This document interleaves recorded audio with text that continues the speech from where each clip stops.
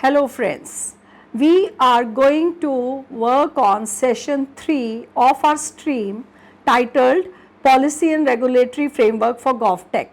Today's session would be on draft IoT policy. The agenda in draft IoT policy would be to first cover the roadmap and IoT policy by Government of India, look at its 5 pillars, look at NDCP IoT goals and TRAI recommendations, look at the need for establishing a center of excellence of IoT, talk about smart cities mission, talk about what are the digital trends that are shaping the future, especially with reference to IoT, and also look at the challenges while framing this kind of a policy. The genesis of IoT policy can be traced back to National Telecom Policy of Government of India of 2012. In 2019, we had Smart Grid Pilots policy. It was in 2014 that Make in India was announced and draft policy on Internet of Things was drafted by Ministry of Electronics and IT. Further to that, Smart Cities Mission was constituted as an apex body to review and consult on issues related to smart cities, which primarily encompass IoT devices. In 2017, Telecom Regulatory Authority of India, also called as TRAI, put forth its recommendations on machine-to-machine interaction.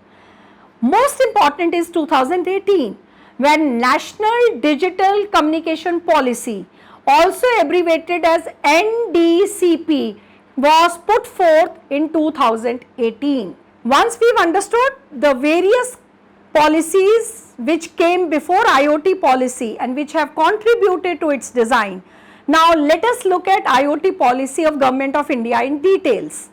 Number 1, this IoT policy focuses on understanding the business strategy required for implementing IoT. This policy also identifies the business need, the regulatory compliance, risk management innovation and IoT consumption pattern. It also identifies and defines IoT security governance. IoT policy of Government of India also focuses on IoT processes. It, for example, focuses on creating an implementation of IoT security and governance model. It talks about aligning governance model to regulatory needs like data privacy and risk management needs of the country. It also maps and aligns IoT systems skill sets required to implement IoT. The third component of IoT policy of Government of India is what is titled as Living IoT. Living IoT is all about HR aspects such as ensuring right skills for right IoT implementation. It also talks about solid understanding of risk management and security principles.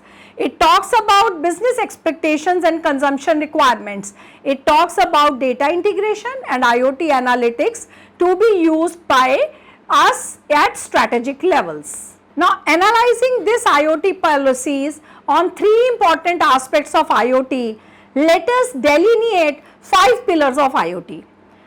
IoT policy is usually supported by these 5 things. Those 5 things are: number 1, incentives and engagements; number 2, research and development and innovation; number 3, capacity building and incubation; number 4, demonstration center; number 5, human resource development. Let us try to look at IoT policy from the lens of NDCP. Remember, I told you NDCP is National Digital Communication Policy of Government of India, which was ushered in 2018. The IoT goals of NDCP include creating roadmap for emerging technologies such as 5G and 6G, artificial intelligence, robotics and machine-to-machine learning including cloud. It also talks about simplifying licensing and regulatory frameworks while ensuring appropriate security frameworks for IoT, M2M and any other future devices. Let's not forget, 5 billion connected devices would be there by the year 2022. IoT goals of 2018 NDCP policy also insists on allocating 13-digit number for all M2M mobile connection.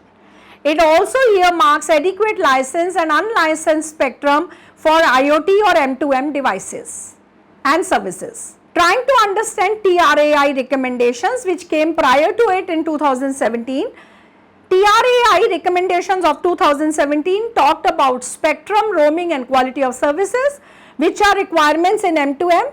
It talked about suitable amendments in licensing conditions for provision of M2M.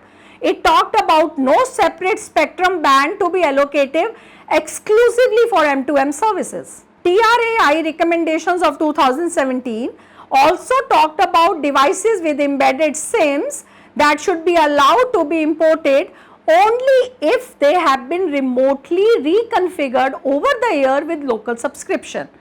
TRAI recommendations of 2017 also talked about country-specific relaxation on permanent roaming of foreign SIMs. It talked about not mandatory to use only domestically manufactured SIMs in M2M. As I had mentioned, there was also a proposal by NASSCOM, DATI and ERNET. ERNET is Education and Research Network. DATI was renamed as METI, which is currently known as Ministry of Electronics and IT. So, NASSCOM, DATI and ERNET in 2015 also proposed establishing a Center of Excellence of IoT under Digital India initiative, which would accelerate the use of IoT ecosystem by capitalizing on the strengths of the country, and which would also help startups to utilize the latest technology to develop innovative IoT applications. Coupled with all these trends was also Smart Cities Mission of 2015, which actually focuses on developing 100 smart cities by 2021 and 22. It also talks about 99 smart cities which have already been selected with an outlet of $28 billion budget. It also talks about more than 2,500 projects which are currently underway worth $305 millions.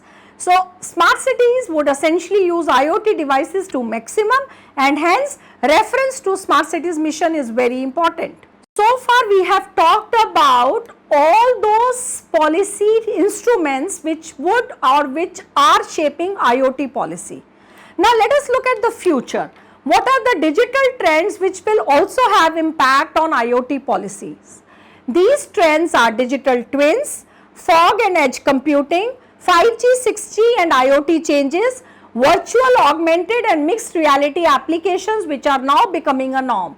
A 2018 survey indicates that 27% of global telecom companies would be implementing edge computing by 2019, which would definitely have an impact on IoT. All these digital trends also bring forth the critical issue of data security and privacy.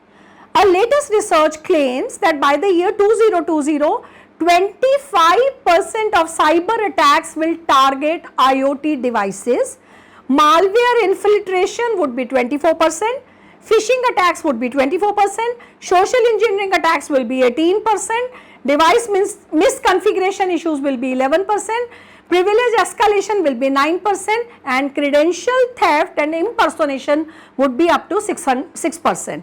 All these aspects should also be considered while we are giving a new shape to IoT policy. Jai Hind.